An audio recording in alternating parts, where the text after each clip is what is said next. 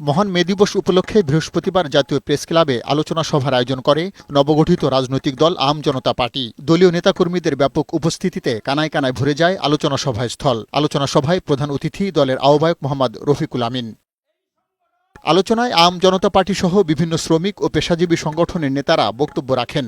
শ্রমিক অধিকার আদায়ে সবাইকে সোচ্চার হওয়ার কথা বলেন তারা। কোন শ্রমিক প্রতিনিধি তাদের সংসদে পাঠায় না, কেননা সকল পুঁজিবাদীরা সুকৌশল করে এই দেশের শ্রমিকদের আরো কিভাবে শ্রমিক করা যায় সেই পরিবেশ সৃষ্টি করেছে। এই সংগঠনের মধ্য দিয়ে আমরা যেমন সংসদে যাব, আমরা যেমন মানুষের পক্ষে কথা বলবো। আমরা এমন একটা নেতৃত্ব পেয়েছি যে এই নেতৃত্বের মাধ্যমে এই বৈষম্য ইনশাল্লাহ সিস্টেম তৈরি করার মাধ্যমে ইনশাল্লাহ এই বৈষম্য দূর হবে।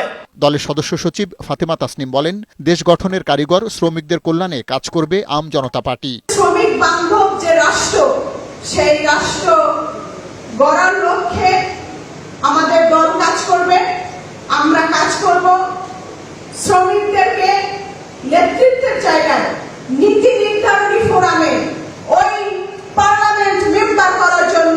দলের প্রতিষ্ঠাতা ও আহ্বায়ক মোহাম্মদ রফিকুল আমিন কর্মক্ষেত্রে শ্রমিকদের দুর্দশার কথা তুলে ধরেন। তিনি বলেন, রাষ্ট্রকে শ্রমবান্ধব পরিবেশ তৈরি করে শ্রমিকের ন্যায্য পারিশ্রমিক বুঝিয়ে দিতে হবে। শ্রমিকের ধান শুকানোর আগে তার পাওনা বুঝিয়ে দিতে হবে। আমরা সেটা বাস্তবায়ন করবো ইনশাআল্লাহ।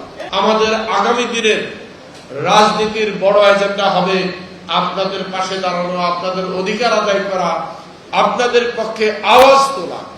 অন্তর্বর্তী সরকারের উপদেষ্টা হিসেবে একজন শ্রমিক প্রতিনিধি নিয়োগে প্রধান উপদেষ্টার প্রতি আহ্বান জানান মোহাম্মদ রফিকুল আমিন। পার্থ রহমান, বৈশাখী সংবাদ, ঢাকা।